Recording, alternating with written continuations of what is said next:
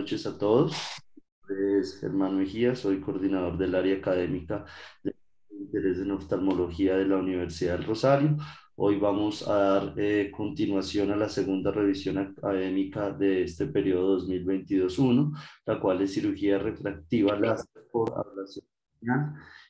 Como invitado especial tenemos al doctor Andrés Rosas. Él es médico de la Pontificia Universidad Javeriana, oftalmólogo de la Universidad Industrial de Santander, fellow en cirugía refractiva y córnea de la Fundación Oftalmológica en Santander, con entrenamiento en córnea en el Bascom Palmer Eye Institute, y actualmente es coordinador de la unidad de cirugía refractiva de la Sociedad de Cirugía Ocular, jefe del departamento de córnea de la Clínica Universitaria Colombia y profesor del departamento de córnea y catarata del Hospital Militar Central.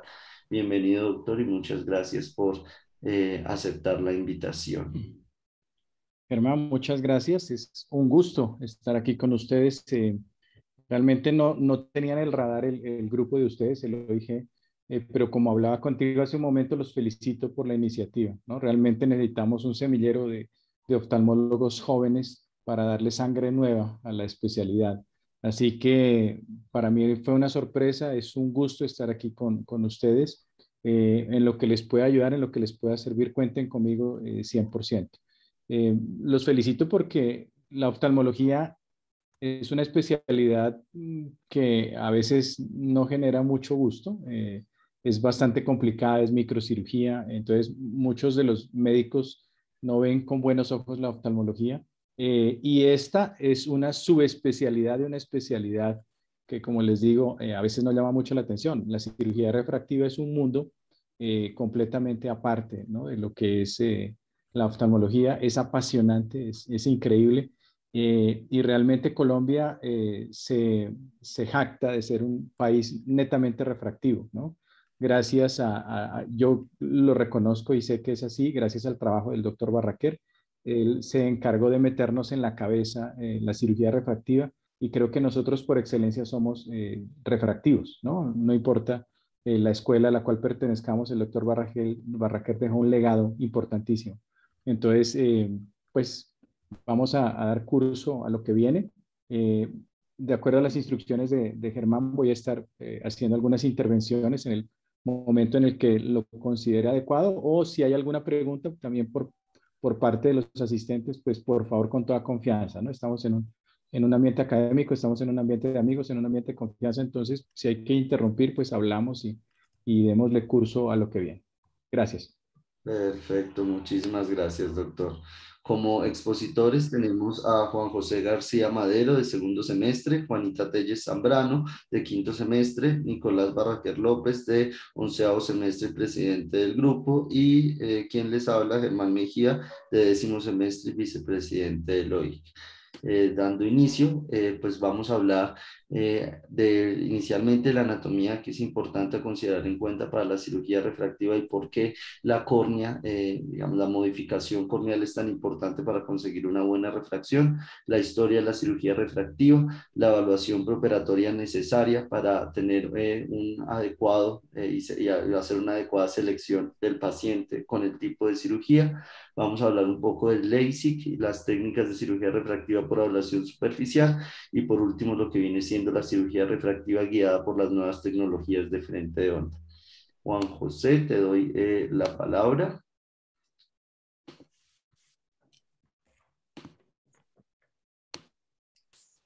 Listo, entonces, buenas noches. Primero vamos a hablar entonces de la anatomía ocular que tenemos que tener en cuenta al momento de... Ay, ¿cómo se vuelve la presentación acá? Ver, que esto del control remoto está un poco raro. Ahora sí. Ahí está bien, Juan José. Listo, sí, qué bueno.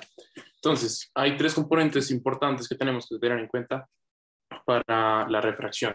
Entre ellos pues, vamos a tener lo que es como tal la córnea, el cristalino y la longitud axial.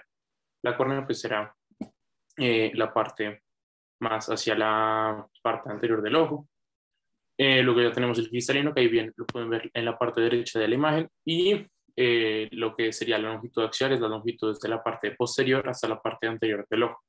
Usualmente esa longitud axial va a variar dependiendo de cómo se forme el ojo en cada persona y pues eso también me puede hablar del poder refractivo que puede llegar a tener el ojo. En total tenemos un poder ocular total o un poder de refracción total de 63 dioptrías. 2/3 de esas dioptrías pues, van a estar como utilizados o enfocados en la córnea, un 70% en la cara anterior y el tercio restante va a estar como enfocado en el cristalino, que son 20 dioptrías. Usualmente, la curvatura de la córnea me va a definir que haya un mayor poder o un menor poder refractivo. Entonces, pues si nuestra córnea es más curva, nuestro poder refractivo va a ser mucho mayor. Y pues si es más plana, nuestro poder refractivo va a ser menor. Y siguiente. Bueno, ahora hablemos entonces. Juan José, Dime. regresemos una. ¿Tú puedes regresar una? Es perfecto. Ahí estás tú mencionando los componentes anatómicos y un morfológico que es la longitud axial. Pero ya en términos ópticos, hay tres, recuerden esto siempre y para toda su vida. Hay tres determinantes que dan el poder del ojo. Son curvaturas, índices refractivos y longitudes.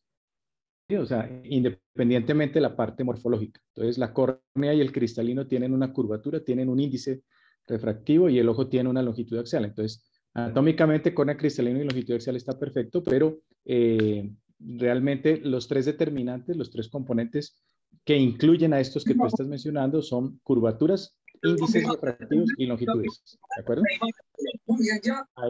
¿Hay un ruido ahí? ¿Me están escuchando, Juan José? Ahí se escucha Sí, perfecto. señor. Ya apagó. Perfecto. Ok, continuemos. Bueno, aquí hay una cosa muy interesante en la gráfica de la mitad. Ustedes se dan cuenta cómo el índice refractivo del aire es 1, el de la córnea es 1.376 y miren lo interesante, el índice refractivo de la córnea baja de 1.376 a 1.336 en el humor acuoso.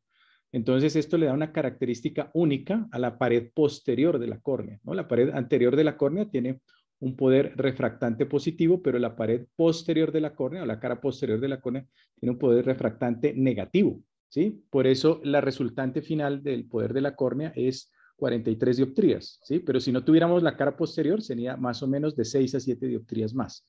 Entonces, siempre esa disminución del índice refractivo entre la cara anterior y la cara posterior hace que la córnea tenga un neto de 43, ¿no? Y el cristalino, las 20 que tú mencionas, para un total de 63. Perfecto.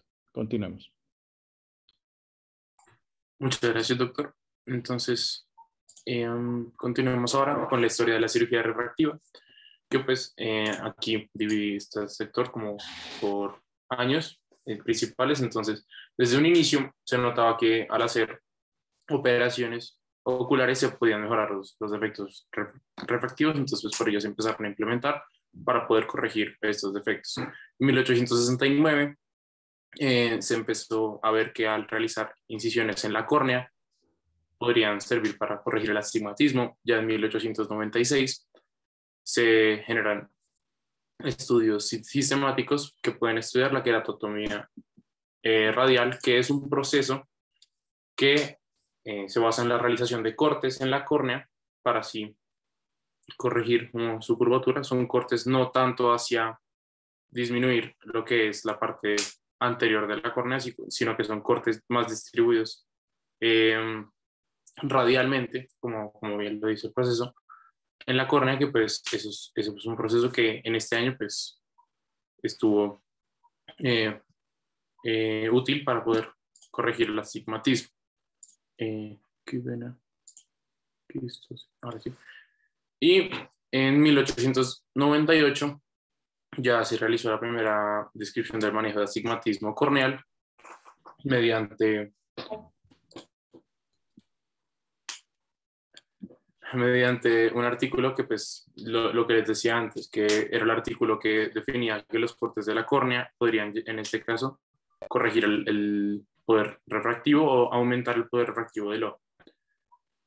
Ya luego pasamos a la cirugía refractiva del siglo XX, que empieza en 1939, termina la primera parte termina en 1953, en donde ya se empezaron a determinar que los cortes radiales de la queratotomía radial podían lograr como disminuir la miopía, además del astigmatismo que previamente se había investigado.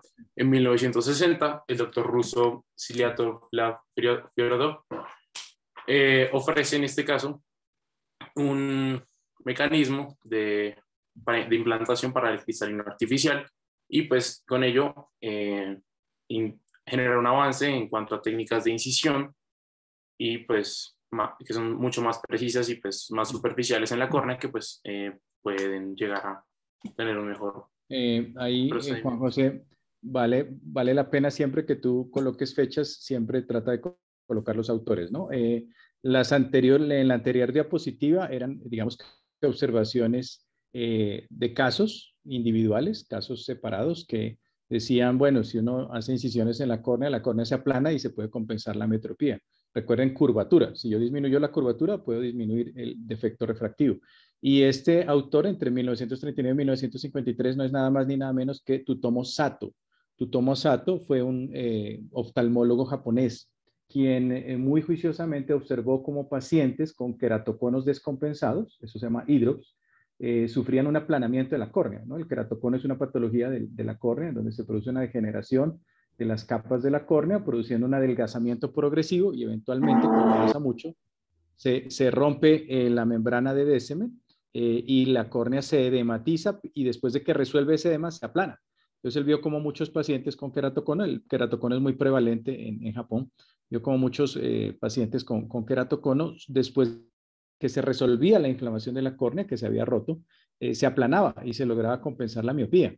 Entonces él dijo, hombre, qué cosa tan interesante poder reproducir, por eso ahí dice cortes radiales en la cara posterior. ¿Sí? Este fue tal vez lo primero que se hizo, esta observación ya fue estudiada, sistematizada y medida por Tsutomu Sato. Y él utilizaba un bisturí especial que cortaba la parte posterior por dentro, la córnea, se llamaba el Kakumakuto. Entonces, con el Kakumakuto cortaba la córnea, la aplanaba y lograba compensar la miopía. También es de saber que Asia y en general Japón tiene una prevalencia del 93% de miopía en la población normal. Entonces, él dijo, encontré la solución a la miopía de los coterráneos. Pero con tan mala suerte que esos cortes que se hacían en la cara posterior de la córnea producían una descompensación del tejido. Recuerden que la córnea tiene una capa posterior, que es el endotelio, que la mantiene transparente. Esa monocapa de células no se reproduce y se pierde progresivamente en la vida. Y si hay alguna injuria, se pierden masivamente esas células endoteliales y obviamente se descompensa la córnea, se llena de líquidos, se llena de agua. Entonces, este autor encontró que en muchos de sus cirugías experimentales, entre comillas, tenían descompensación de la córnea y se perdía la transparencia de la misma. El doctor Tsutomu Sato entró en depresión y se suicidó. ¿Sí? Entonces es una parte de la cirugía refractiva en la que hay que mencionar al autor, ¿no? Y ya después, como dices tú, Sviatoslav Fyodorov fue uno de los primeros en hacer nomogramas. ¿Sí? Entonces él decía, si el paciente tiene 3 dioptrías de miopía, hay que hacer este tipo de cortes con esta zona óptica, con esta profundidad. Si tiene 8, hay que hacer esto. Entonces él fue tal vez uno de los que primero sistematizó, pues por así decirlo, o le dio una nomenclatura y hizo los nomogramas para la cirugía de queratotomía radiada, como tú lo mencionas. Adelante, Juan José. Listo, muchas gracias, doctor. Sí, sigo entonces con lo que ocurrió en 1980, que fue que los institutos nacionales de salud empezaron a notar los efectos adversos en la queratotomía radial que podía generar en este caso en los pacientes una visión borrosa, un dolor continuo y pues como es un procedimiento que hace cortes un poco profundos dentro de la córnea, puede generar un largo tiempo de recuperación. Eso. Ya hoy en día, pues, de fechas actuales un poco más cercanas, tenemos en 1980 que se implementaron las técnicas láser para moldear la córnea y pues con ello se implementó el método de la queratectomía fotorefractiva, que pues sería como un primer indicio de lo que podríamos ser o llamar hoy en día como el LASIK, o sea, como que pues, va a servir de primera estrategia para poder corregir estos efectos refractivos por medio de cortes láser. En 1990 desarrolló la SIC, que es el proceso del cual vamos a hablar y profundizar más el día de hoy.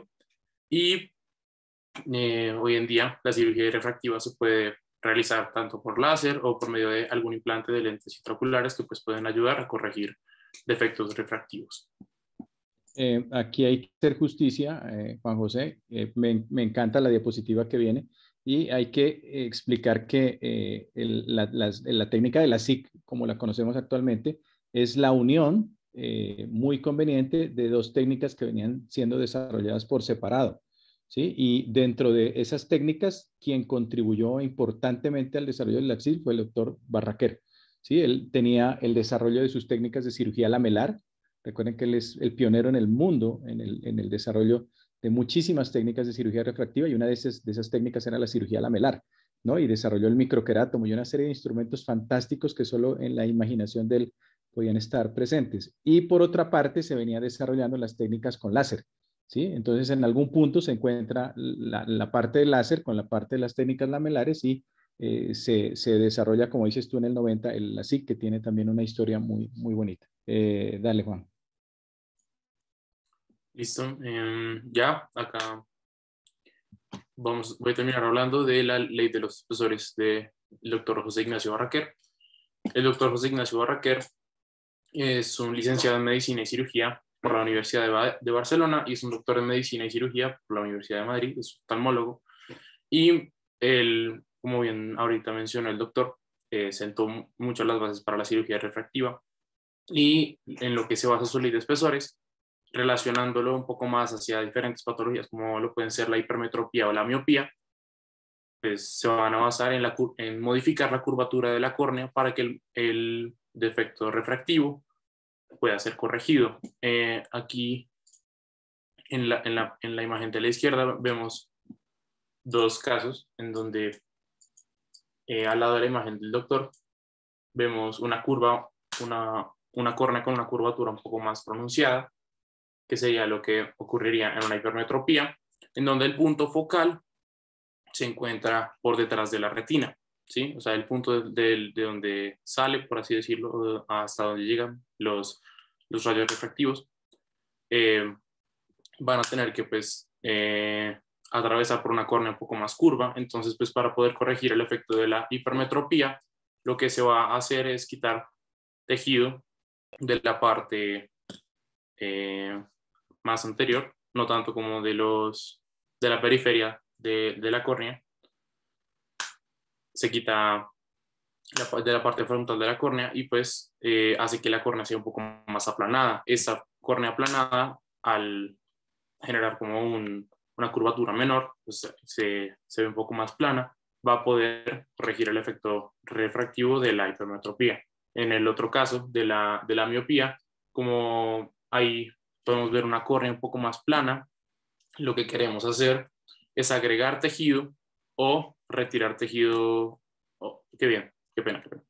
Agregar tejido a la parte frontal de la córnea o, si bien, retirar tejido a la parte de la periferia de la córnea para así aumentar la curvatura de la córnea en el caso de la miopía, sabiendo que el punto focal está un poco más anterior a la retina o a lo que donde normalmente tenemos el punto focal. Entonces, la ley de espesores del doctor José Ignacio Barraquer pues me determinaba que según las dioptrías y el poder refractivo que tenía normalmente la córnea, puedo modificarla aumentando, añadiendo tejido en la córnea o quitando tejido en la córnea para así modificar la curvatura de la córnea y corregir los efectos refractivos. Correcto, Juan, ¿no? O sea, la ley de espesores este es el primer enunciado de la ley de espesores y de la forma más sencilla para entenderlo es que si yo quiero compensar una miopía, lo puedo hacer retirando tejido en el centro o adicionándolo en la periferia. Y si quiero compensar una hipermetropía, lo que hago es adicionar al centro o retirarlo en la periferia, ¿de acuerdo?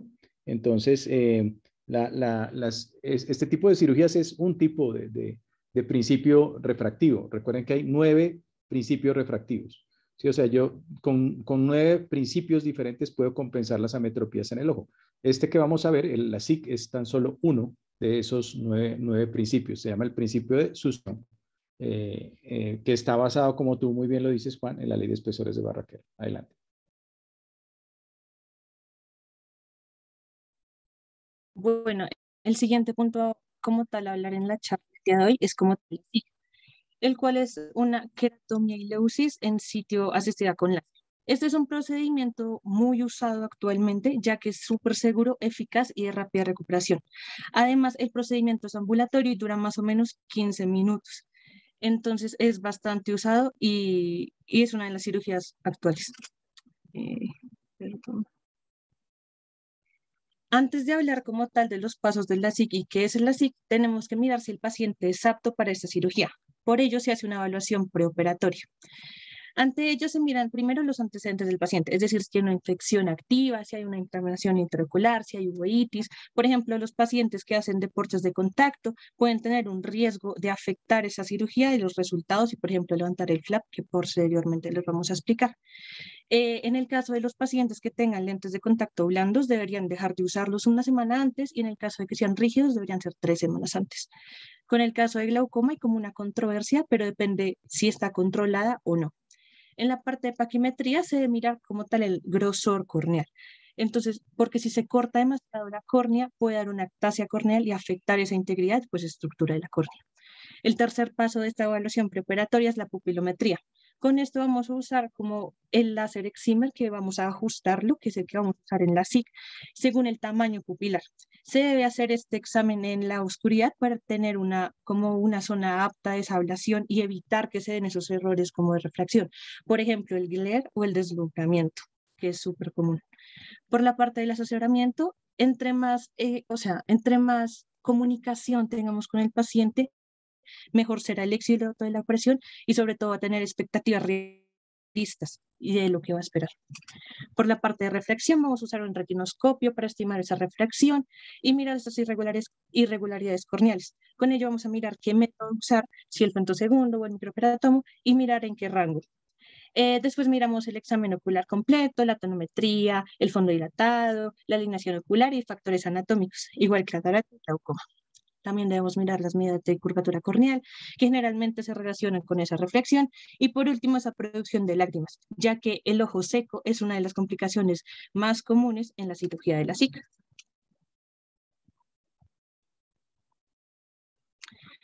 En la SIC como tal, vamos a usarlo para corregir esos errores refractivos cambiando la curvatura corneal. Como ya Juan José bien nos introdujo, en la miopía vamos a intentar hacer un aplanamiento de esa córnea. En la hipermetropía vamos a una curvatura corneal. Y el astigmatismo vamos a esa curvatura y esa córnea similar en todos sus meridianos para evitar esos como errores de refracción. Esto lo vamos a hacer accediendo al estroma corneal. Vamos a hacer un flap o un corte en el estroma anterior, dando un debilitamiento de esa mecánica corneal. Esto lo vamos a hacer mediante 2 mecanismos, microqueratomo o femtosegundo. Cualquiera de los dos es midiendo el paciente y la preoperatoria.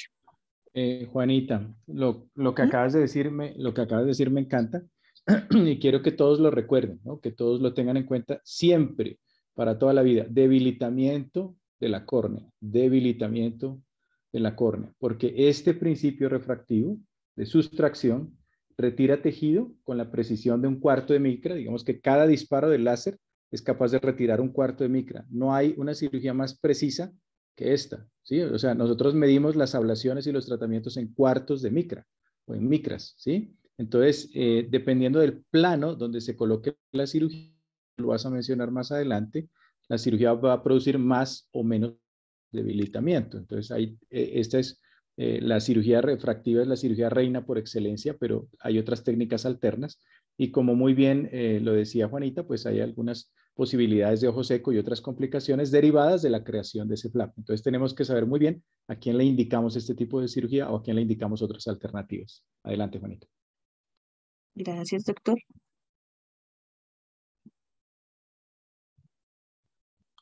Ahora vamos a hablar como tal de la técnica de la SIC, esos pasos que vamos a usar en esta cirugía. Inicialmente vamos a anestesiar al paciente con gotas atópicas de locales de colirio. Luego vamos a hacer un colgajo. Pero primero, antes de eso, vamos a separar los párpados por medio de un espéculo para mantener los ojos abiertos. Y ese colgajo podemos hacerlo de dos métodos, como ya lo mencioné, el microquerátomo o el láser femtosegundo. Por parte del microquerátomo, esta es la segunda imagen que ven acá. No sé si están viendo mi cursor, qué pena. La parte del microquerátomo, Sí, lo para estamos hacer viendo. el flap. Gracias. Aquí se va a usar un anillo de succión que se va a adherir al ojo por medio de una bomba de vacío y vamos a elevar esa presión intraocular, dando una córnea un poco más rígida y así sea más fácil hacer el corte por medio del microquerato. El femtosegundo lo usa por medio de un láser, como se ve en esta imagen inicial. Luego, en el microquerátomo vamos a como acoplar ese cabezal y se hace el corte. Cuando tenemos el corte, lo vamos a hacer para atrás, dejando como una bisagra, que es en esta imagen, tal cual. O charnela, ¿no? Generalmente, Bisagra o sí, charnela. Perfecto. generalmente se corta el 20% del extremo corneal para evitar esa ectasia corneal, precisamente. Acá ya se ve la parte del exime, entonces teniendo ese colgaje doblado, vamos a usar ese láser para corregir el problema de refracción y en unos segundos, realmente no es más de un minuto en que se va a corregir esto, dependiendo de la patología que tenga el paciente. Ahora yo quiero aquí intervenir una cosa, Juanita, qué pena que sea tan cansón. Y es que a mí me fascina la oftalmología porque es la especialidad donde ustedes tienen más tecnología. O sea, no hay ninguna otra especialidad médica donde haya más tecnología en todo lo que hacemos, ¿no? O sea, no solo en este tipo de cirugía refractiva, sino en cirugía de catarata. Ustedes, cuando sean oftalmólogos, van a tener que aprender a manejar ultrasonido, van a tener que aprender a manejar fluídica. Todos los tipos de láser los manejamos los oftalmólogos. Recuerden que los principios de interacción del tejido con el láser son diferentes. Entonces, por ejemplo, aquí en la técnica de la SIC con femtosegundo, como tú lo mencionas, se utilizan dos láseres diferentes, de dos longitudes de onda diferentes y cada una es maravillosa. Entonces, el Excimer láser es un láser de longitud de onda ultravioleta, está en el rango de los 193 nanómetros y es de una precisión absurda. Como yo les decía, un cuarto de micra es lo que podemos retirar de la córnea para corregir un defecto refractivo. Y el femtosegundo es un láser infrarrojo que produce corte, ¿sí? Entonces el uno produce una fotoablación y el otro produce una fotodisrupción, todos los procesos mediados por luz.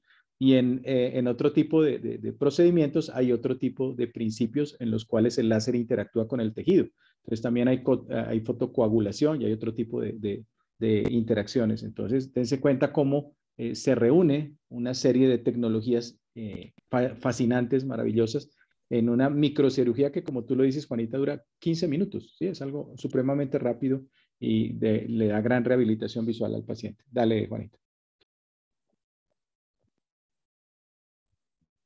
Ya para terminar los pasos, pues ya que hicimos toda la parte del láser, vamos a regresar el colgajo. Primero hay que lavarlo con solución salina balanceada y luego se va a reponer para cerrarlo con una anesteta quirúrgica y eso se va a adherir naturalmente. No necesita puntos. Eso también es un plus de esta cirugía, como se ve en esta imagen. Hablando de indicaciones y contraindicaciones, indicaciones está en verde. Es importante que el paciente sea, o bueno, se recomienda que sea mayor de 18 años e idealmente más de 21. Su prescripción debe estar estable en el último año. Además, debe tener un error refractivo que se pueda clasificar, que son las 3 patologías que ya nombramos anteriormente. Las córneas deberían estar gruesas y saludables para evitar esa ectasia corneal y su salud ocular generalmente, o sea, en macro general, debe estar buena. El astigmatismo no debe ser menor a 5 dioptrías, en hipermetropía menor a más 6 y en miopía de menos 12. Y recordemos que el paciente debe tener en cuenta esas expectativas realistas que hicimos en el counseling anterior. Estar De totalmente pronto, contraindicado. Juanita, regresa Ay, una. perdón. Tranquilo. Para atrás. Otra, ahí. De pronto ese miopía de menos 12, pues hay que reevaluarla, ¿no? De pronto la miopía es un poquito más baja y realmente lo que a uno le interesa es no sustraer demasiado tejido de la córnea tratada para evitar ese desviamiento patológico, que como tú lo mencionas se llama ectasia. Entonces una miopía de 12 está un poquito alta. En el astigmatismo menor a 5, siempre y cuando descartemos queratocono. Hipermetropía menor a 6, estoy de acuerdo, y la miopía podría ser un poquito más baja, ¿no? para evitar que la sustracción exagerada nos vaya a dañar eventualmente la córnea. Y importantísimo, las expectativas realistas, ¿no? Uno nota en la consulta que el paciente, cuando tú le hablas de láser, piensa que el láser es una palabra mágica, que el láser quita arrugas, que el láser rejuvenece, que el láser te devuelve la visión, que el láser, pero toda cirugía tiene unas limitaciones y unas expectativas. Entonces hay que gastar tiempo de silla y explicarle muy bien al paciente los cuidados y las expectativas para que después no haya malos entendidos. Entonces, en eso sí hay que ser bastante preciso con lo que se le dice al paciente. Dale. Por la parte de contraindicaciones, pues vamos a hablar de los ojos graves de ojos secos, que está totalmente contraindicado. También en las córneas muy delgadas, las ablaciones, las enfermedades de la córnea, como el querátono, que ya nos lo mencionó el doctor. También el glaucoma avanzado y no controlado, antecedentes que determinen esas infecciones oculares, la diabetes no controlada. Tampoco se recomienda para embarazadas o personas que estén lactando. Igualmente, hay que tener cuidado y no se recomienda en personas con historia de formación de queloides. Dale, no sé quién tiene el control de eso. Gracias. Por parte de las complicaciones, este es un estudio del 2017 en el cual se encontró las diferentes técnicas y que daba más complicaciones, pero realmente son muy similares ya que este método es muy preciso y muy seguro. Pero se encontró que el grupo de microerátomo mecánico tuvo más casos de ojo seco, y a pesar de que, como se ve en la tabla, el ojo seco tiene una frecuencia del 20 al 40%, siendo la complicación más frecuente, eh, realmente es muy bajito y es una complicación bastante fácil de lidiar. También está el grupo de láser de femtosegundo que tuvo un poco más de casos de inflamación de la córnea. En esta tabla, pues les voy a exponer un poco de las complicaciones. Entonces, el ojo seco se da generalmente de 3 a 6 meses, pero se resuelve entre los 12 meses. Es de causa multifactorial. Igualmente se pueden dar síntomas visuales como el glero, el deslumbramiento que ya había nombrado. Y la gente, sí, los pacientes que se realizan esta cirugía pueden decir que tienen molestias al manejar de noche. Otra complicación es la queratitis laminar difusa, en la que hay como una acumulación de glóbulos blancos en el estroma y se asocia como a defectos epiteliales que se dan en la cirugía o posterior a ella.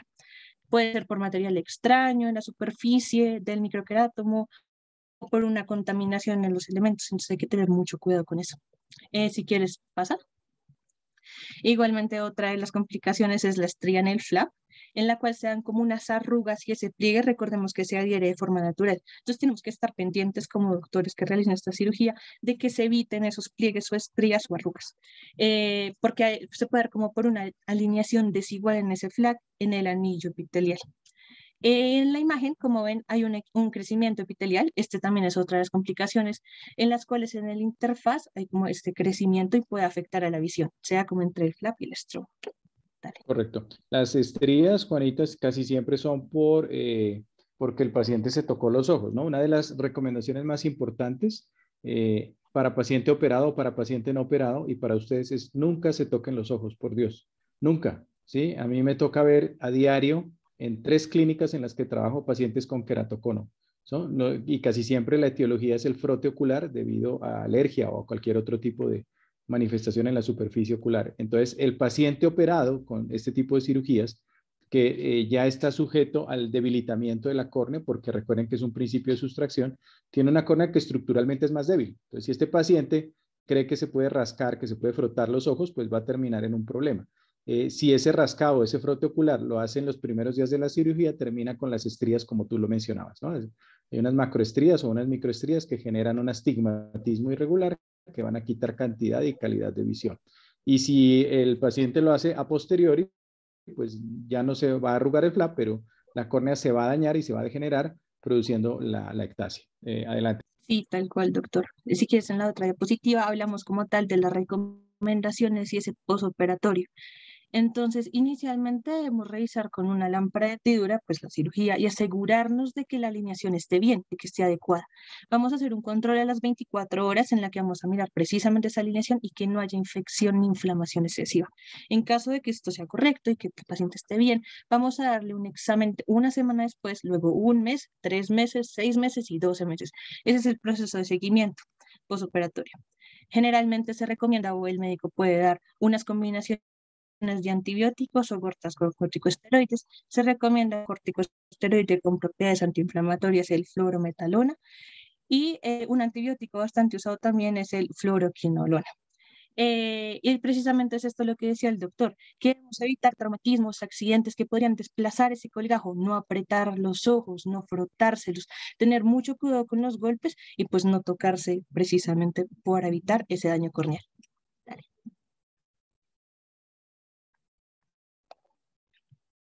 A continuación, pues les tenemos como un videito. Si lo puedes poner en el segundo 30 y lo puedes mutear. Este video es súper completo y nos habla desde todos los pasos. Entonces, inicialmente nos comenta qué pacientes deben usar esta cirugía. Entonces, antes del procedimiento, como ya mencioné, se recuesta boca arriba, usar las gotas atópicas de colirio, limpiar la zona alrededor del ojo para evitar infecciones y usar un sedante si es necesario. Acá se ve cómo usamos como ya los pasos como tal, entonces se usa el espéculo de los párpados para mantenerlos abiertos. Ahí ya va a ser el anillo de succión,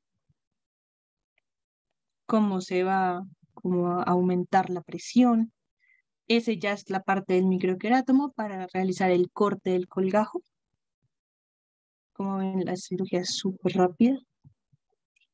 Se hace un colgajo delgado y se pone hacia atrás con el hemosteta quirúrgico. Después se quita y se hace el láser excimer para mejorar precisamente esos errores. Según la patología del paciente, ahí se está corrigiendo todo el error de refracción, que posteriormente hablaremos cómo usa ese excimer y qué hace el excimer. Se usa también, pues lo mismo, vamos a devolver ese colgajo con la hemosteta quirúrgica y adherirla naturalmente. Ahí estamos revisando que esté bien adherida el colgajo. Y ya, la cirugía es así cortica. Y después del procedimiento son lo que les hablé, como lo posoperatorio, que son las gotas de antibiótico, una protección sobre el ojo, para que el paciente se rasque, se moleste, y probablemente no podrá conducir, entonces se recomienda que el paciente esté acompañado ese día. Y ya. No hay problema.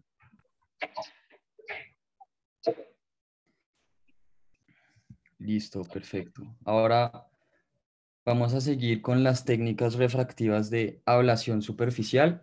Hasta este punto hemos visto que en un principio la cirugía refractiva, lo que había con el microquerátomo se realizaba un corte estromal. En teoría se hacía una queratomileusis estromal, pero con los avances tecnológicos y la aparición de los láseres empieza a aparecer una pregunta que es, ¿se podría realizar una queratomileusis sin realizar ese corte? Por lo cual aparecen pues, estas técnicas de ablación superficial. Siguiente, por favor. ¿En qué consisten? Con un láser o con una solución de alcohol al 18 o 20% se hace una remoción del epitelio corneal. ¿Cómo funciona eso? El alcohol se pone por aproximadamente unos 40 segundos y lo que hace es separar o disruptir, o sea, o romper esos hemiesmosomas que conectan el epitelio a la membrana humana. Una vez ya quitados, 40 segundos después, se retiran, por favor, siguiente, ya sea con una espátula o con una cepillo amolis para dejar ya esa córnea sin un epitelio, teniendo en cuenta que el epitelio crece desde la periferia a los 3 a 7 días aproximadamente y los pacientes terminan teniendo una recuperación tardía, aunque con resultados buenos de posoperatorios de la agudeza visual a 3 semanas o inclusive 3 meses, que sería la principal como diferencia en cuanto a resultados como esperados de los pacientes que quieren todo inmediato comparado con lo que sería el LASIK, que tiene resultados a 3 días, 1 semana y salió, en comparación a este que tiene una recuperación dependiente de esas células epiteliales que migran desde la periferia. Acá vemos la imagen A. Se está retirando el tejido epitelial. En la imagen B vemos cómo se utiliza este anillo que era un corte circunferencial en la periferia para poner encima una gota de alcohol al 18-20%, se deja 40 segundos, luego se pasa un cepillo de amolis o la espátula que tengamos para retirar ese epitelio y posteriormente realiza realizamos esa queratomileusis con un láser excimer para finalmente pues tener los resultados esperados. Así es como se realizan los procedimientos de ablación superficial y ya, sí, doctor. Nico.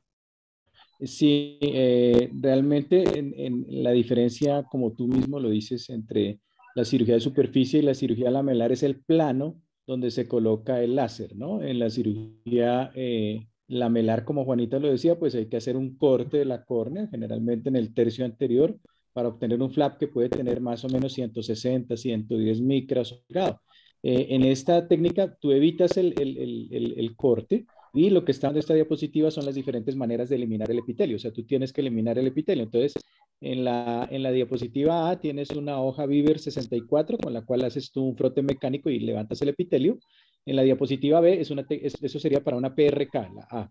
La B es un LASEK, ¿sí? En donde tú utilizas ese trépano, como tú lo dices, tiene un borde semicortante en la periferia que solo marca el epitelio y la exposición al alcohol denatura el aparato de adhesión epitelial, ¿no? El aparato de adhesión epitelial es una de las estructuras más importantes en la parte anterior, en la superficie de la córnea, pero el alcohol denatura, como tú decías, los desmosomas, los hemidesmosomas, las uniones apretadas. Entonces, facilita retirar el epitelio. El C es el Amoils brush, el cepillo de Amoils, que es como, imagínense un cepillo de dientes eléctrico, pero modificado. Tiene una copita con unas cerdas muy suaves en la parte anterior, pero gira tan rápido que levanta el epitelio de manera circular. La D es el retiro del epitelio con láser. Ese es un láser Bisex S4. Y lo que ustedes ven ahí azul es el disparo del láser. ¿Se acuerdan que yo les decía que era ultravioleta? Pues ahí esa fotografía está fantástica porque alcanzó a grabar el disparo del láser, ¿sí? Entonces este láser tiene una zona óptica, un disparo de 6.5 milímetros de diámetro y ahí hace una ablación de caras paralelas para retirar el epitelio. Entonces todas son retiro de epitelio. Y la E es flap es un epiquerátomo, es un epilasic, ¿sí? Entonces ese es un flap epitelial que se retira con un microquerátomo modificado. Entonces todas esas que están ahí son formas de retirar el epitelio. Después de que tú has retirado el epitelio, colocas el láser, ya el tratamiento refractivo. Dale.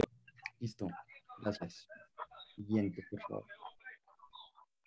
Bueno, ya revisamos con la explicación complementaria del doctor cómo se hace este procedimiento de ablación superficial. Vamos a revisar brevemente qué llevó del PRK al LASIK y luego al LASIK y al EpiLASIK, ¿sí? Entonces todo comienza cuando se liberó una patente de Golam y Peyman sobre una manera de pulir la córnea con un láser en la década de los 80s. Luego, ¿qué sucede? Se propone la PRK en 1989, que era sencillamente retirar ese epitelio con alcohol y como se quisiera retirar ya el epitelio. Pero luego, ¿qué sucedía? Empezaron a aparecer complicaciones relacionadas al procedimiento, sea por la utilización del alcohol o la recuperación de epitelio, que era ese haze corneal que desarrollaron estos pacientes. Luego, ¿qué dijeron? Busquemos una manera de perder esa complicación del haze corneal, busque una manera de tener una mejor recuperación, una recuperación más rápida. Entonces, se propone en 1989 y un cirujano griego, Ioannis Palikaris, realiza la primera queratomileusis asistida por un láser, buscando crear un flap para quitar esa necesidad de utilizar alcohol. Pero ¿qué sucede? Al realizar ese flap, se encuentra que estos pacientes solo necesitaban una recuperación de una semana de ese crecimiento epitelial y los pacientes quedaban como nuevos. Pero ¿qué sucedió? Aparecieron nuevas complicaciones, como cuáles: ojo seco y una disminución en la sensibilidad, que esa disminución en la sensibilidad llevaba a un ojo seco precisamente porque la inervación de la córnea viene desde la periferia hacia el centro y sube hacia el epitelio. Al realizar ese corte, pues ese epitelio corneal que empezaba a crecer, pues resulta que terminaba generando un ojo seco por esa disminución en la sensibilidad y el dolor, cosa que era buena en comparación a la PRK, que era un procedimiento doloroso y que se demoraba bastante. ¿Qué sucede? Posteriormente, en 1998, sale otra patente de un doctor Camelin, en la cual se propone el procedimiento LASIK. Entonces, ¿qué buscaba el LASIK? Lo mismo del anterior, momento, reducir complicaciones. Ellos proponían, y así se realiza, quitar ese epitelio con alcohol, pero ¿qué sucedió? Proponen luego, pongamos ese epitelio, o sea, no lo destruyamos para mejorar la recuperación de estos pacientes. ¿Qué sucedió? Estudios posteriores, metaanálisis, encontraron que tenía las mismas complicaciones o similares a la PRK, aunque mejor recuperación que la PRK. ¿Listo? Que posteriormente este cirujano, Ioannis Palikaris, griego, que realiza la primera cirugía del lásico y muy utilizada, propone luego, después de, hay tantas complicaciones que dice, busquemos otro procedimiento que evite la utilización del alcohol y las complicaciones relacionadas. Entonces proponen el EpiLASIK. ¿En qué consiste? En un microquerátomo o con un láser realizar un corte superficial que tome la capa, el epitelio de la córnea, y luego ese epitelio, después de realizar la queratomileusis con el láser, se reposicionara y así evitar complicaciones. ¿Sí? Entonces, a grandes rasgos y en resumen de todo esto, hay cirugías que en las que, como el LASIK, se toma el flap, tienen buena recuperación, pero pierden la sensibilidad en estos pacientes. ¿Sí? ¿Cuál es la diferencia a partir de este punto para llevarnos con la PRK y el LASIK, que tienen una recuperación tardía? Entonces, acá entra algo muy importante aparte, un mensaje muy importante aparte de lo que serían las indicaciones que nosotros le propondríamos o los oftalmólogos le proponen a los pacientes, que es el paciente cuando llega, ¿qué quiere? Por lo general puede ser un abogado que no tenga tiempo para recuperarse, un futbolista que no tenga tiempo para recuperarse, que haga deportes de alto impacto y requiera una cirugía que se recupere rápido. Entonces, a partir de este punto podemos reconocer una necesidad con la que llegan la gran mayoría de los pacientes, y es: necesito un procedimiento que me ponga mejor a partir de este momento y que me haga seguir con mi vida cotidiana. Pero si no tiene como ese estilo de vida agitado, no tiene tiempo, se puede considerar los otros procedimientos. Y pues si no está indicado el LASIK por ser un procedimiento que es profundo, pues lógicamente el siguiente sería la PRK y el LASIK, los procedimientos superficiales cuando no podemos realizar ablaciones muy profundas. Esto siguiente, por favor. Esto en cuanto a la historia y la lógica detrás de la creación y la búsqueda de nuevos procedimientos, y por eso tenemos todos estos que hoy en día se utilizan mucho y están indicados según el caso y el estilo de vida principalmente del paciente. Entonces, ya hablando de indicaciones, ¿cuáles serían las indicaciones de la PRK? Preferencia del paciente, lo que hemos hablado. El paciente tiene una vida muy agitada, realiza deportes de alto impacto, ¿se beneficiaría más de una PRK o se beneficiaría más de un LASIK que ya vimos? Distrofias de membrana basal anterior de Cogan. Si tenemos un problema en la córnea anterior, pero tenemos un paciente que quiere operarse rápido, ahí sí sería lo más prudente decirle: mira, en este caso se ha visto, tú te beneficias más de una cirugía que genera una ablación superficial. Si bien tu estilo de vida amerita y necesitas una cirugía rápida, tú te beneficiarías más de esto. Entonces, ¿qué quiero mencionarles en este punto? Tras buscar reducir complicación tras complicación, se encontró los beneficios de cada una de las cirugías y se encontró que cada una estaba más indicada según ciertos escenarios. Al ir buscando reducir complicaciones, por ejemplo, se encontraron con esto: la PRK o la LASIK son mejores para pacientes que tienen distrofias de membranas basales, o sea, alteraciones superficiales. ¿Listo? Otras indicaciones: desprendimiento epitelial de ojo contralateral en LASIK, que sería, se realizó un flap, el flap no funcionó, ya no le podemos realizar un LASIK a este paciente, perdimos ese tejido, el ideal sería realizar un procedimiento más superficial. Siguiente indicación: córneas de las que se describen en camas estromales residuales menor a 250 y 300 micras. ¿Por qué? Por el riesgo de generar una ectasia corneal, por el riesgo de perder esa estabilidad mecánica que ya tienen las córneas. Por querer reducir mucho, terminamos generando otra complicación. Otras indicaciones: órbitas profundas, esta más específica para la pobre exposición que tendría un microquerátomo al momento de utilizarla, córneas planas menos de 41 dioptrías o córneas empinadas de más de 48 dioptrías, cirugías previas que involucren la conjuntiva y ojo seco moderado previo a cirugía. ¿Por qué? Porque pues de por sí, si bien el LASIK teóricamente empeoraría más, genera ojo seco, pues de por sí, teóricamente, el láser está generando una ablación. Entonces, si el paciente ya tiene ojo seco, lo que estaríamos es empeorando esas fibras nerviosas que el paciente ya tiene. ¿Listo? En cuanto a indicaciones del LASIK también descritas, se puede pensar que son las mismas, pero pues estas son las que encontré dentro de la literatura.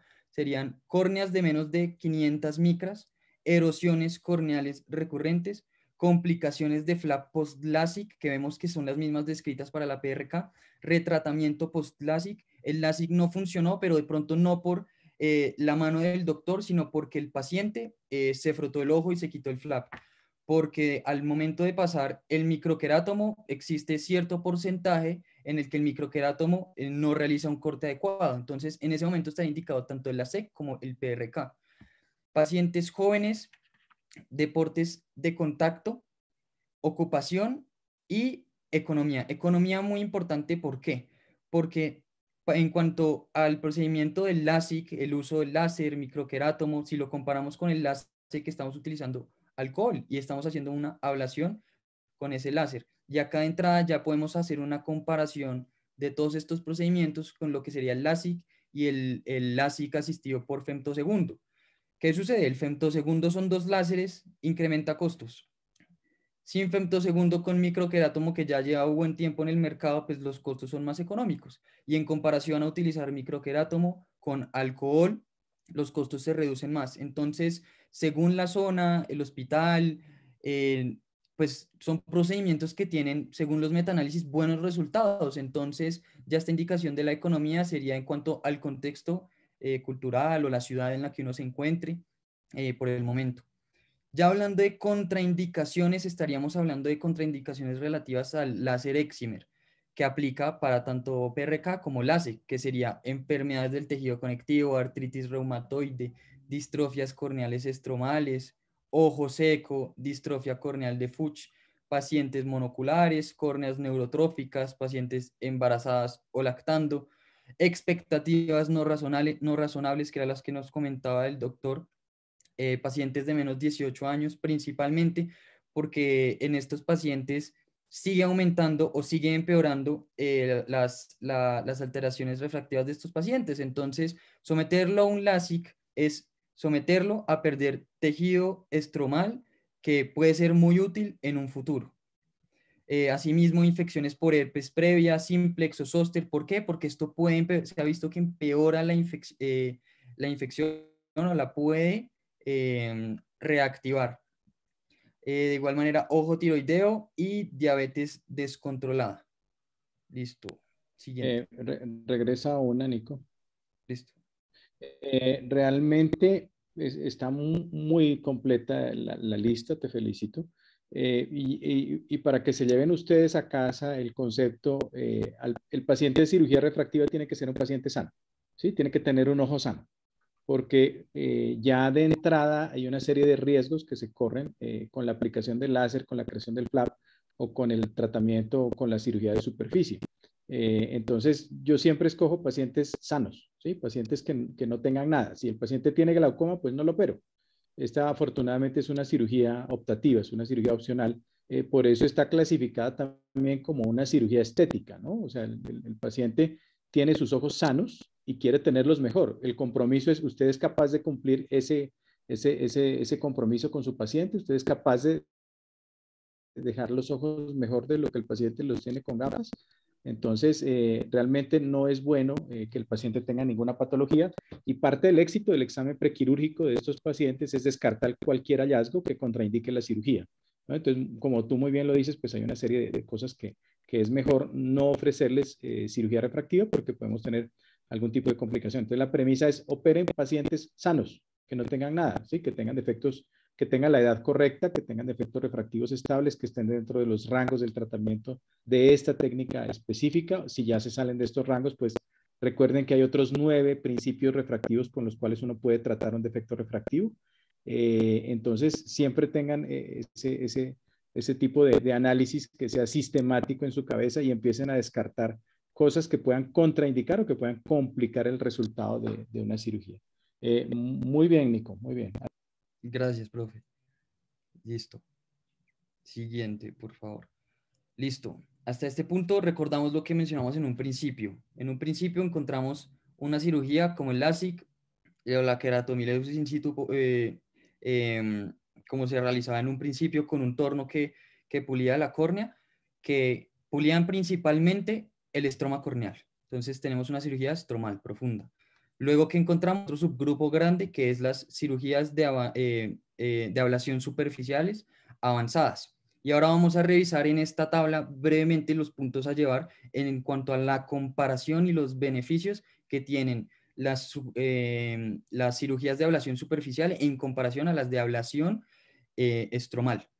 En cuanto al rango de corrección, van a estar indicadas las de ablación superficial en cuanto a defectos refractivos bajos a moderadamente altos. En cuanto al LASIK, de bajos a moderadamente altos. En cuanto al dolor posoperatorio, lo que habíamos mencionado, estos pacientes tienen un dolor posoperatorio de más larga data, o se podría decir que 4 veces más que sería el LASIK. ¿Listo? En cuanto a los medicamentos en el postoperatorio, precisamente por ese de dolor y esa recuperación tardía, los de ablación superficial requieren más medicamentos y el LASIK por unas semanas. Recuperación funcional de la visión, ablación superficial de 3 a 7 días, una semana, se ha escrito inclusive de 3 semanas a 3 meses. Y en cuanto al LASIK, de menos de 24 horas a una semana, ya cuando la córnea se recupera completamente. Y la importancia clínica de esto, y más que nada del contexto del paciente, es que hay pacientes que necesitan la cirugía de inmediato. Hoy en día la medicina está enfocada en lo que quiere el paciente, y si el paciente tiene un estilo de vida que no le permite, pues carga con una gafa que, como la llaman culo de botella, le molesta, le duele cuando se levanta en las mañanas, no ve, y hace, por ejemplo, deportes de alto impacto y carga con unos lentes de contacto muy gruesos, se beneficiaría de esta intervención rápida a costa de las complicaciones que puede tener, porque no es una cirugía salvadora, ¿sí? Trae sus complicaciones. ¿Y cuáles eran las complicaciones en el caso del LASIK? Las relacionadas a la creación del flap. ¿Listo? Que ese flap se pueda caer, que por algún golpe se frote y ya no se permita como a largo plazo rehacer una intervención como tan sencilla y tan rápida. Que el paciente quede con ojo seco, por ejemplo, ¿sí? En comparación a lo que sería un paciente con ablación superficial, que si bien no desarrollan tanto ojo seco como los LASIK, tienen el riesgo tanto para PRK, LASIK y EpiLASIK, que como bien vimos, cada una se creó con el fin de buscar reducir esas complicaciones, pero vimos y los metaanálisis más recientes demuestran cada una de ellas tiene formación de ese haze corneal, de ese como nublamiento de la córnea. ¿Listo? Adicionalmente a este procedimiento, pues que empezaron a experimentar que agregar mitomicina C se asociaba a la reducción de ese haze corneal. No obstante, pues ese haze corneal sigue estando más presente que en las cirugías LASIK. En cuanto al ojo seco, encontramos que está presente en los pacientes de ablación superficial de 1 a 6 meses, pero en LASIK de 1 a 12 meses. Y ahí recordamos el concepto teórico de que con el LASIK estamos cortando toda esa inervación que crece desde la parte posterior de la córnea hacia anterior, a diferencia de las cirugías de ablación superficial, que lo único que se está haciendo es pelar por afuera. Entonces esos nervios quedan intactos, a diferencia de lo que sería un LASIK que está cortando esos nervios, crece ese epitelio y los pacientes quedan con más ojo seco. Esa sería la explicación y el beneficio que hay en cuanto a ablación superficial sobre el LASIK. Indicación, hablamos de córneas delgadas. ¿Cuáles no se benefician? ¿Qué córneas las córneas delgadas de qué cirugía con láser no se beneficiarían más? De LASIK, principalmente por la ablación profunda. En comparación con las superficiales, que pues acá ponen, a menudo no está contraindicada precisamente por la teoría, porque no estamos haciendo un corte profundo, no estamos quitándole un gran pedazo a ese estroma. Y para finalizar esta tabla, mencionar sus indicaciones en cuanto a las superficiales y cuanto al LASIK. Recordar que las córneas delgadas son el ideal para las superficiales. Y en cuanto a las LASIK, que pues tiene una recuperación rápida, ¿sí? Tiene el beneficio, dependiendo de cómo se vea el punto de vista, de que se le pierde, que pierde el dolor, que ese paciente pierde dolor y al perder dolor, pues es una mejor recuperación. No obstante, que el problema del ojo seco a largo plazo. Y en cuanto a las contraindicaciones para llevarnos es la recuperación. Las de ablación superficial tienen una recuperación lenta, ¿listo? En comparación al LASIK. Entonces, esos son los mensajes para llevar a casa de los beneficios de LASIK, así como los de ablación superficial. Acá les traigo un estudio de la comparación de tanto LASIK como LASIK. Cada uno, tanto a un día, a una semana y a 3 meses, e inclusive un año, han demostrado que tienen buenas agudezas visuales mejor corregidas. Podemos ver acá 20-40, 20-40, 20-40, 20-20, 20-40, 20-20, 20-40. Si bien acá salen los porcentajes 50%, 20-40, vemos que al final todos a 3 meses tienen un buen desenlace refractivo. Y en cuanto a su agudeza visual, entonces no está mal realizar LASIK, no está mal realizar LASIK. Es importante tener en cuenta las indicaciones y qué indicaciones dicen que este paciente se beneficia más de un procedimiento que de otro. Siguiente, por favor. Listo. Acá les traigo, este es un metaanálisis que el resultado principalmente era comparando tanto efectividad como seguridad de los procedimientos de ablación superficial y los de profunda, incluyendo el LASIK realizado con femtosegundo. Nos hablaba de que el LASIK con femtosegundo tenía una mejor predecibilidad que las otras cirugías, como podemos saber mejor cuáles van a ser los desenlaces de estos pacientes. Siguiente. Listo. Y con esos desenlaces también se describió una mejor eficacia, efectividad y recuperación. ¿Listo? Acá les traigo otro metaanálisis, una revisión sistemática de la literatura y metaanálisis en cuanto a la intervención en los pacientes con miopía, que suelen ser los que representan la gran proporción de la población. Entonces, ¿qué dice este metaanálisis? ¿O cuáles fueron las conclusiones? Que uno, no hubo diferencias significativas en desenlaces visuales y refractivos en cuanto a miopía baja a moderada, que dice tanto LASIK como LASIK muy buenos. En cuanto a la incidencia, describen una incidencia de pérdida de más de una línea de agudeza visual mejor corregida, más alta en miopías moderadas a altas en LASIK que LASIK. Entonces vemos un beneficio de una línea en cuanto a LASIK que LASIK, a mediano, a largo plazo. Entonces acá encontramos un punto para LASIK. En cuanto al tercer punto, describen que la eficacia de LASIK a largo plazo parece empeorar. ¿Por qué puede ser esa eficacia que parece empeorar? Debido a, a ese ojo seco que se genera, a esa recuperación tardía, ¿sí? Cuarto punto, las complicaciones del flap en LASIK fueron similares, pero no muy diferentes al LASIK, ¿sí? A coger ese epitelio, removerlo con alcohol y volverlo a posicionar y ponerle una membrana para facilitar y mejorar su recuperación. Entonces, ¿qué estamos viendo hasta acá en estos 4 puntos? Cada una de estas cirugías buscó eliminar las complicaciones. ¿Qué sucede 30, 20, 30 años después? Que el objetivo con el que se buscó encontrar otras cirugías resultó que no solucionó el problema con el que, el problema que se buscaba solucionar. Resultó encontrándose otros beneficios, ¿listo?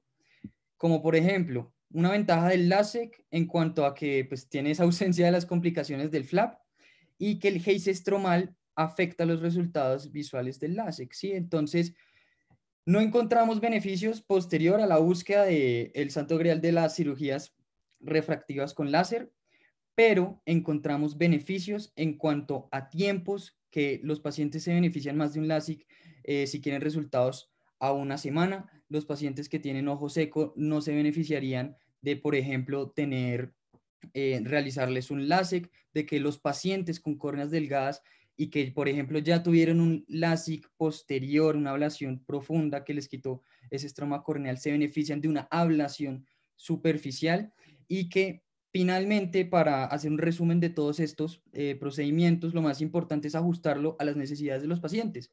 Se considera por eso un procedimiento estético. Entonces, los pacientes llegan queriendo verse mejor, pero puede que también les mejore la calidad de vida, puede que sean pacientes que se muevan mucho, puede que les llegue un paciente que sea el socio de una firma de abogados y el señor trabaje día y noche y necesite un buen oftalmólogo que lo opere y le dé buenos resultados a una semana porque no tiene tiempo. Entonces ahí encontramos una indicación, o un paciente, un futbolista de alto rendimiento que viaja mucho, pero quiere que un buen oftalmólogo lo opere y quiera esos resultados a poco tiempo, a costa de las complicaciones que puede generar. Y ahí es muy importante la educación que hay que darle a los pacientes sobre esas complicaciones. Por ejemplo, el ojo seco que te puede desarrollar tener una cirugía con beneficios a corto plazo. ¿Estás dispuesto a tomarlos? ¿Sí o no? Que tendría que ser la educación que hay que darle a estos pacientes posterior a la cirugía y previo principalmente.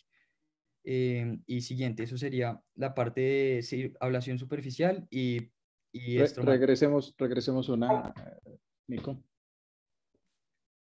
Esa, sí.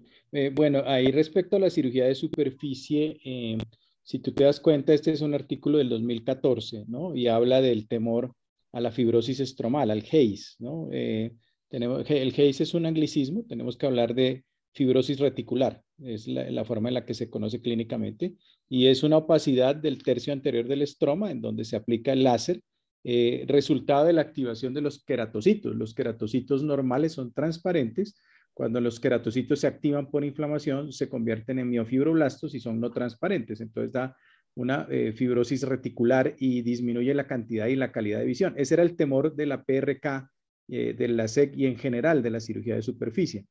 Pero con las técnicas avanzadas de superficie o el ASA, Advanced Surgery, cirugía de superficie avanzada en inglés, se ha logrado eliminar casi en su totalidad el HACE o la fibrosis reticular.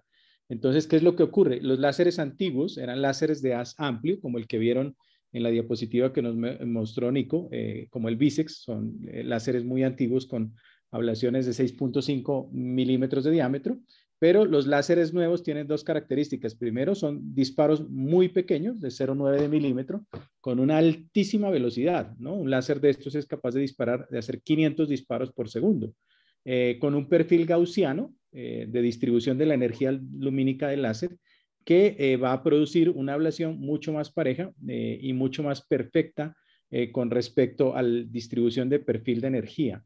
Entonces, esas dos características de cambio de los láseres han hecho que la fibrosis reticular o el HACE casi desaparezca en las ablaciones actuales. Y hay otro factor importantísimo en la técnica quirúrgica de superficie, que es la utilización de la mitomicina, ¿no? La mitomicina C es un antimetabolito derivado del de Streptomyces caspitoso, que es capaz de modular la cicatrización y evitar la activación del queratocito para que no se vuelva opaco, para que no haya HACE.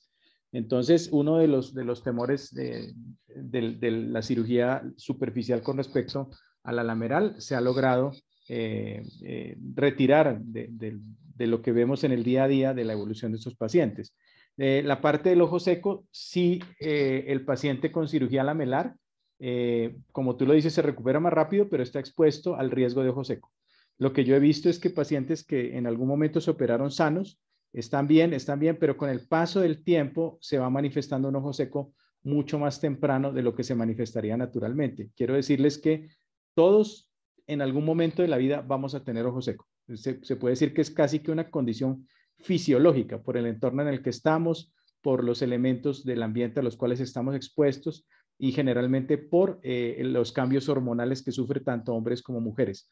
Las mujeres tienen una incidencia de ojo seco 3 veces mayor que la de los hombres, pero en algún momento de la vida todos vamos a tener ojo seco. Entonces, ¿qué es lo que ocurre? Cuando yo le hago un LASIK a un paciente joven de 21 o 22 años, digamos que el paciente queda muy bien, pero empieza a manifestar ojo seco tempranamente en la vida. A los 30, a los 35 ya puede tener molestias de ojo seco. Entonces, en mi escogencia personal, yo siempre prefiero hacer la SEC sobre la SIC. Además, sin tener en cuenta las complicaciones del flap. Yo, en este ejercicio que llevo de la subespecialidad, he tenido la mala fortuna de ver, afortunadamente no pacientes míos, pero sí pacientes operados en otras instituciones con amputaciones traumáticas del flap. ¿Sí? Tengo más o menos 18 pacientes que he visto en los diferentes servicios de urgencias. He estado en San Ignacio, he estado en la Clínica Colombia, en el Hospital Militar, y por las causas más risibles, pérdidas del flap. ¿Sí? Por ejemplo, en noviembre del año pasado, me tocó recibir en urgencias de la Clínica Colombia una paciente que había sido operada 14 años antes de cirugía refractiva tipo LASIK. Estaba en una piscina jugando con la niña, con la hija de 4 años, y la niña levantó la manito, le golpeó el ojo y con la uña arrancó el flap y el flap cayó al agua en la piscina. ¿Sí? Entonces, estaba muy bien operada, o pudo haber estado muy bien operada con una excelente indicación, pero el problema es que el plano de corte que se hace en la córnea nunca cicatriza. ¿Sí? Ese flap que ustedes crean con el microquerátomo tiene diferentes estadios de cicatrización. El primer estadio es una adhesión por capilaridad, o sea, no hay cicatriz, simplemente está pegadito. Si el paciente aprieta los ojos, se puede arrugar o se puede mover. Con el paso del tiempo, se genera una cicatriz en la periferia por el epitelio. Entonces, hay una adhesión que es un poquito más fuerte, pero todavía es débil. Y con el paso de los meses y de los años, el cemento intercelular adhiere ese flap. Pero en cualquier momento yo puedo levantar ese flap, ¿no? En casos de retoque, yo he visto pacientes con 18, 24 años. En alguna oportunidad había el doctor Luis Antonio Ruiz, alumno directo del doctor Barraquer, levantar un flap de 24 años creado para hacer un retoque. ¿Sí? Entonces, esa es la prueba de que la córnea, por ese plano de sección, nunca cicatriza. No así con el LASEK. ¿Sí? Entonces, con el LASEK se quita el epitelio, se hace la ablación sobre la superficie, pero si por un trauma pierde el epitelio, pues el epitelio vuelve y nace. ¿Sí? Entonces, gracias a Dios y afortunadamente a la tecnología, los láseres actuales y la mitomicina nos ayudan a quitar el riesgo de Hayes. El ojo seco en el LASEK es transitorio, más o menos a los 3 meses ya no hay o hay muy poco ojo seco.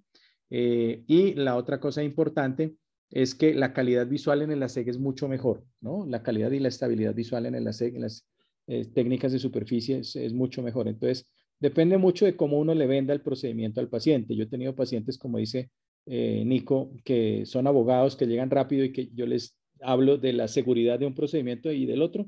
Y si el paciente entiende el concepto, generalmente escoge la cirugía de superficie, aun cuando sea más demorada la recuperación. Muy bien, Nico. Excelente. Adelante. Gracias, doctor.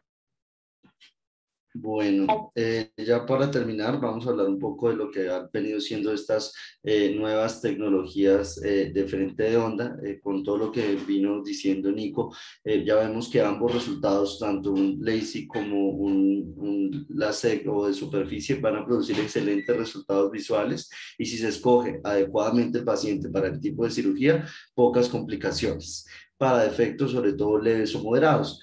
Este tipo de cirugías y este mejoramiento de la agudeza visual se da por correcciones de las aberraciones de bajo orden. Sabemos que la miopía, hipermetropía y el astigmatismo hacen referencia a las aberraciones tanto de esfera como de cilindro.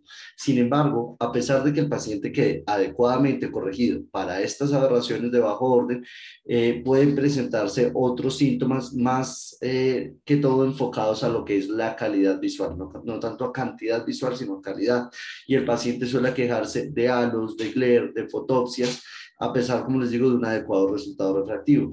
Y esto es porque estas son dadas por aberraciones de alto orden. Por eso es tan importante ver la zona óptica de ablación donde vayamos a hacer, y lo que nos venía hablando Juanita, de hacerlo con una pupilometría que está a oscuridad, para que, digamos, sea una zona de ablación mucho más grande. Hay varios tipos de tecnología. Tenemos el Customized Wavefront Guide, que reduce la creación de aberraciones inducidas quirúrgicamente y elimina las ya existentes. O tenemos el Wavefront Optimized o el Aberration Free, que preserva la aberración esférica original de la córnea, sin inducir, digamos, algunas aberraciones nuevas. Las aberrometrías se pueden medir con distintos equipos, pueden ser simplemente topógrafos, estos nos medirán las aberraciones a nivel corneal. Sin embargo, para medir aberraciones totales necesitamos sí o sí de un aberrómetro. Entonces tenemos el Peramis, que va a ser el topógrafo aberrómetro, y tenemos otro tipo de tecnología como el Sirius, que tiene topógrafo y tiene tecnología de Schoenflug. En general, como les digo, lo ideal para medir las totales es siempre que haya un aberrómetro, porque con los topógrafos pues solamente vamos a poder hacer una medición de las aberraciones de alto orden totales. Las tecnologías de frente de onda pueden tener varias indicaciones o se han descrito en los últimos años. Puede ser para tratamientos primarios, para reparaciones o retratamientos de cirugías previas. En pacientes con queratocono, pues sabemos que realmente un paciente con queratocono es un paciente que no se quiere o que uno intenta, realmente es una contraindicación, pero pues se han venido haciendo estudios de que digamos, con un buen enfoque el paciente y asegurando que es un paciente que tiene una buena biomecánica corneal, que se le ha realizado un crosslinking, realmente se ha venido, digamos, bajando un poquito el miedo sin quitarlo como una contraindicación como tal. Para tratamientos primarios. Regresemos Germancito. Sí, realmente el queratocono es aterrador, ¿no? No recomiendo nunca hagan cirugía refractiva en queratocono con este principio, ¿sí? Este es principio de sustracción, no lo hagan, ¿sí? Pueden utilizar el principio de adición, ¿sí? En el principio de adición lo que hacemos es, y en esto hago referencia a la cirugía de segmentos intraestromales, lo que hacemos es en una córnea delgada e irregular colocar unos anillos de polimetilmetacrilato con una forma geométrica específica que nos va a ayudar a compensar la irregularidad y a reforzar esa córnea débil y delgada por el material, ¿sí? Pero si a una córnea débil y delgada, como en el queratocono, yo hago una cirugía refractiva, eventualmente puedo terminar generando una pérdida aguda de la visión. Esto se llama el protocolo de Atenas, el que tú mencionas, Germán, en el que se coloca radiación ultravioleta previa colocación de riboflavina para endurecer la córnea y después se hace un tratamiento refractivo con excimer láser.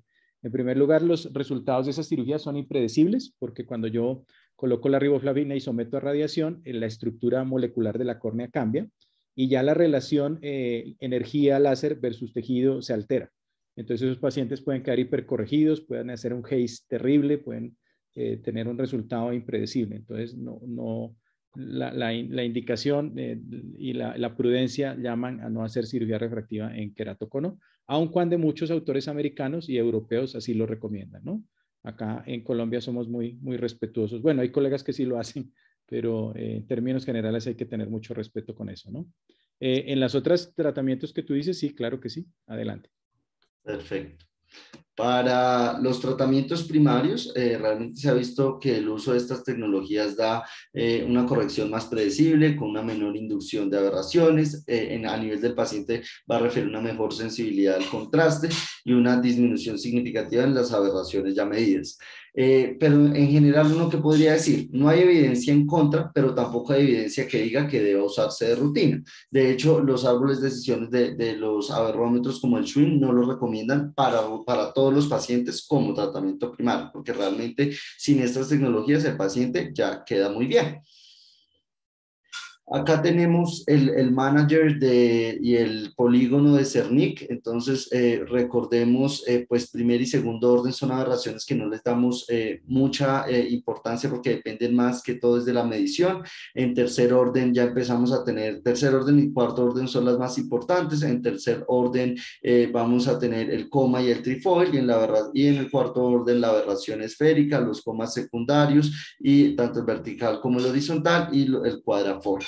En general, el aparato o este manager, vemos que acá hay unas de color, otras oscuritas. En general, estas de color son las que el aparato, digamos, nos sugiere que debemos corregir, mientras que las que están en blanco y negro son las que no se van a corregir. Como les digo, las más importantes a corregir son tercero y cuarto orden. Lo que es quinto, sexto y séptimo orden son aberraciones que no les damos mucha importancia porque no tienen mucha implicación en la calidad de vida del paciente. Y lo mismo a medida que nos alejamos, digamos, del centro como tal de la pirámide. Entonces, lo ideal pues es no hacer una selección manual de esto, sino guiarse por lo que pues nos dice el Pyramis o el aparato que estemos usando. Y es muy importante que el mapa Wavefront guiado con el Wavefront Free no deba diferenciarse en más de 13 micras, tanto a nivel central como periférico, porque podríamos llevar a riesgos de pues ablaciones mayores y digamos problemas ya también a nivel de las aberraciones de bajo orden. En general, entonces, uno para la miopía, pues le dice digamos, si yo veo eh, que se pasó más de 13 micras, pues yo lo que intento es reducir o minimizar el número de aberraciones que yo voy a corregir. Importante acá, pues el DIP, la función DIP se usa para miopía y para dar volumen, pues se va a hacer la hipermetropía. Como les digo, siempre hacerlo guiado por lo que nos diga el aparato y no digamos, una selección manual de estas. Respecto a los retratamientos y reparaciones, pues se ha hablado de que el uso de estas tecnologías lleva a la posibilidad de ampliar la zona óptica y así evitar la generación de todos estos síntomas, compensando aberración esférica y cromática. También se ha descrito tratamientos en pacientes complicados de levantamiento de flap y ablación de superficie e incluso en queratotomía radial, que es este primer artículo, este es el reporte de caso que tenemos acá del 2011. Acá tenemos un ejemplo, por ejemplo, es una paciente femenina de 42 años con un antecedente de LASIK en 2003 que tuvo que complementarse con otro LASIK en 2014. Para ese nivel teníamos una agudeza visual sin corrección de 20-100 con una refracción de -2, con -0,75 a 50, que llevaba una corrección de 20-30. Y a las medidas de las aberraciones esféricas de alto orden, la general era de 1,50 y quienes mandaban la parada era la esfera con 0,60 y el trifold con 0,75.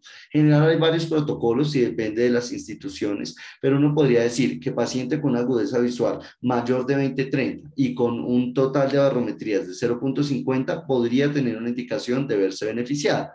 Entonces, a esta paciente se le hace un PRK con Wavefront Guide, quedando en una agudeza visual sin corrección de 20-25, con una fórmula de más 0,50 con menos 0,50-80, con una agudeza visual corregida de 20-20.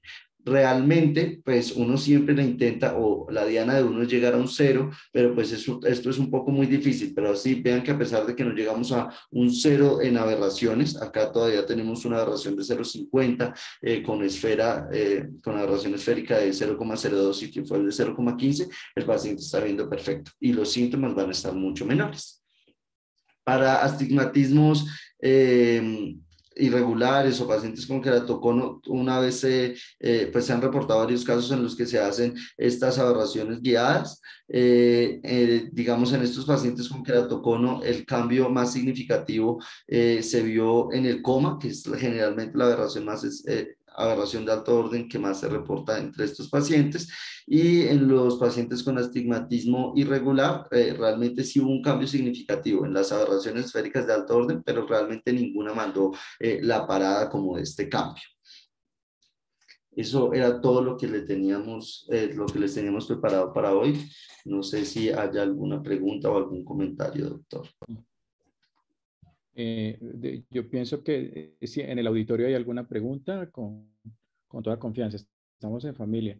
Yo quiero aprovechar el momento para felicitarlos. Realmente ustedes han tocado temas, se los digo sinceramente, hay muchos programas de residencia que no ven la cirugía refractiva como una subespecialidad. No tienen la oportunidad o no tienen la tecnología, porque esto depende 100% de tecnología de punta, ¿no? Los láseres, los microquerátomos, los femtosegundos son pues máquinas muy costosas. Entonces hay sitios que realmente no tienen acceso a esa tecnología y los residentes no tienen conocimiento refractivo. Para mí es un gusto ver aquí dentro de los asistentes a varios de mis residentes, ¿no? Ahí ya los tengo vistos.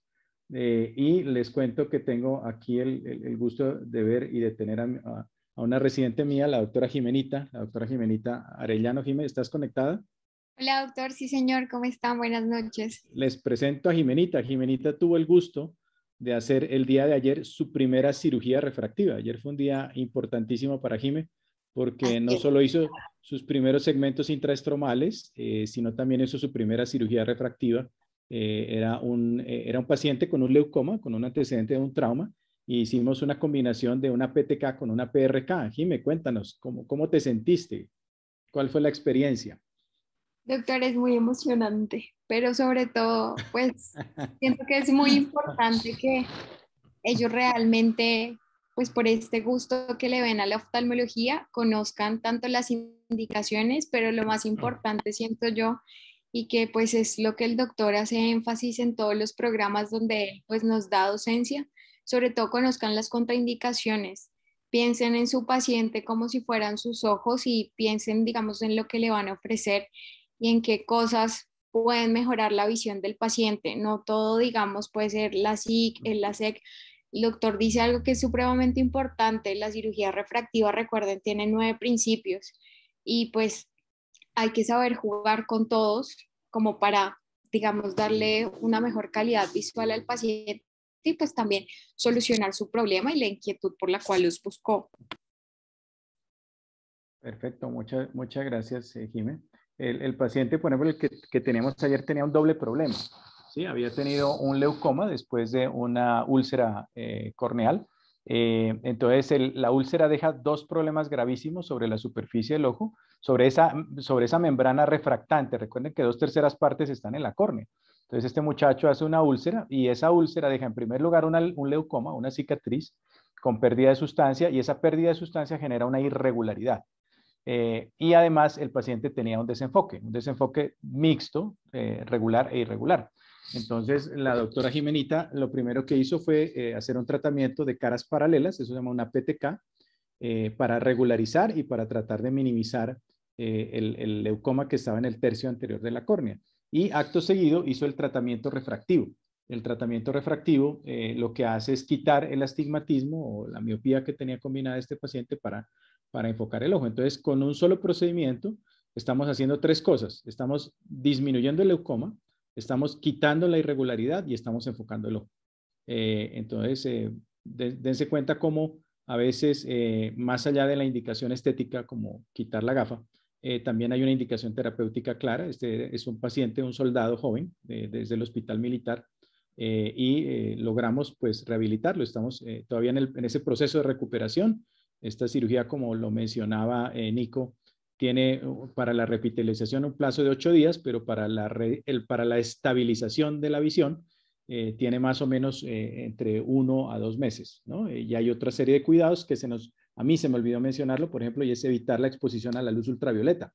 Los pacientes con cirugía de superficie no se pueden exponer al sol, por lo menos los primeros 4 a 6 meses, porque la luz ultravioleta puede generar la activación del queratocito que mencionábamos, ¿no? Entonces, estos pacientes tienen que estar con sus gafitas oscuras, con una visera, con una gorra para protegerse del sol y un uso un poquito más largo de esteroides de superficie tipo loteprednol para evitar el riesgo del haze. Creo que aquí en el chat hay una pregunta. William Andrés Rojas, Carabalí. Buenas noches, una duda. En los casos de queratocono frustro, ¿también se contraindica la cirugía refractiva? Correcto, William, muy bien. Sí se contraindica la cirugía refractiva, ¿no? El principio es el que peca y reza no empata, William. ¿Sí? El paciente con queratocono tiene una córnea enferma. Recuerde que el principio de la cirugía refractiva con láser o con la SIC es operar córneas sanas. ¿Sí? Si ustedes ven alguna enfermedad o alguna sospecha de enfermedad, no duden en negar la cirugía. Entonces, en un paciente con un queratocono frustro, generalmente son pacientes con astigmatismos bajos que corrigen muy bien con sus gafas. Entonces, uno lo que tiene que decirle al paciente es utilice sus gafitas. Las gafas no son malas, las gafas son fantásticas. ¿Sí? Ustedes ven aquí que 2 de los colegas que están exponiendo tienen gafas. Entonces, las gafas no son malas, las gafas son fantásticas. A mí me encantan las gafas. Yo formulo mucha gafa y yo soy cirujano refractivo, ¿no? Pero a mí me encantan las gafas. Entonces, si tienen la menor duda, no hagan cirugía refractiva, se arrepentirán. Muy bien. No sé si hay más preguntas. William, con mucho gusto. Doctor, digamos, habría, bueno, entre estudios y eso, a veces se dice que el láser con Fento de pronto da unos resultados un poco más precisos que el láser con microquerátomo. Sin Correcto. embargo, pues por tema de costos, la mayoría de instituciones pues está haciendo con microquerátomo. Habría, digamos, Sí. un cuadro clínico, un paciente que usted diría se beneficia más de que yo le haga con femto y no con microquerato? Sí. Bueno, esta pregunta tiene dos partes. Gracias por hacerla, Germán. Muy, muy interesante porque veo que sí entiendes de fondo el concepto, ¿no? Obviamente el láser tiene muchísima más precisión que el microquerátomo. Yo les digo, para poder controlar el grosor del flap con microquerátomo, yo tengo que controlar 15 variables. 15 variables que se me cruzan, ¿sí? Entonces yo tengo que calcular el anillo, tengo que calcular la velocidad, tengo que calcular la hoja, la paquimetría, la humedad relativa, la altura geográfica. Son 15 variables que es imposible controlarlas. Entonces el porcentaje de profundidad de ese flap siempre va a variar. Así sea el microquerátomo de tercera generación más preciso, yo nunca voy a tener un flap que sea absolutamente predecible. ¿Sí? Yo siempre intento sacar flaps delgados, como les decía, flap delgado es de 90 a 110 micras, pero pueden salir de 180, de 160 o pueden salir de 70. Entonces, ese rango de variabilidad le da una gran imprecisión al microquerátomo. El rango de variabilidad del femtosegundo, como es un láser de alta precisión computarizado, pues es mucho menor. ¿Sí? Con femtosegundo yo puedo sacar flaps que repetitivamente pueden estar más o menos con una variación estándar de 10 a 20 micras. ¿Sí? O sea, yo planeo, digamos, 100 micras y puedo tener un flap de 90 o de 110, que es el flap que a mí me gusta. Entonces, hay algunos pacientes, como tú lo dices, a los cuales yo sí me inclino más por una cirugía lamelar, pero la hago con femtosegundo, ¿no? Y esos pacientes, por ejemplo, son los hipermétropes altos. En el paciente hipermétrope alto, alto es más de 4 dioptrías, 5 dioptrías, yo prefiero hacer un LASIK con femtosegundo, ¿sí? Obviamente teniendo en cuenta que sea una córnea sana, que no haya ojo seco, que no haya absolutamente ninguna otra patología por ahí que se esté asomando. De resto, me prefiero hacer cirugía de superficie. Yo soy cirujano refractivo de cirugía lamelar. Mi profesor fue el doctor Virgilio Galvis, mi maestro. Él me enseñó a hacer la cirugía refractiva desde 1995. He pasado por todos los láseres, he tenido en mis manos toda la tecnología. Y con el tiempo uno va aprendiendo lecciones, a veces a golpes, y realmente me he ido inclinando casi siempre hacia el lado de la cirugía de superficie, ¿no? Pero no desprecio la cirugía lamelar y me encanta la cirugía lamelar, pues esa es la herencia. Otro de mis maestros fue el doctor Luis Antonio Ruiz, con quien también tuve la oportunidad de trabajar 7, 8 años y también aprendí toda la parte de la cirugía lamelar. Entonces la cirugía lamelar no ha desaparecido y obviamente los principios lamelares están muy bien fundamentados. Entonces no hay que despreciarla, pero sí hay que verla con prudencia. Entonces, esos son los pacientes a los cuales yo les hago la cita con femtosegundo. Y ahí en ese miope alto, según su experiencia, digamos, tiene más, perdón, ese hipermétrope alto, según lo que usted ve, ¿hacen regresión más por superficie o por no, la regresión en el hipermétrope, Germán, depende mucho del tipo de láser. ¿Sí? Los láseres de haz amplio o los láseres de ablación en la hendidura tienen más posibilidad de regresar que los láseres de fly and spot o de spot pequeño, ¿no? Entonces, la regresión depende del tipo de láser y en los pacientes que se hace cirugía de superficie hipermetrópica tienen más riesgo de Haze, ¿sí? De fibrosis reticular.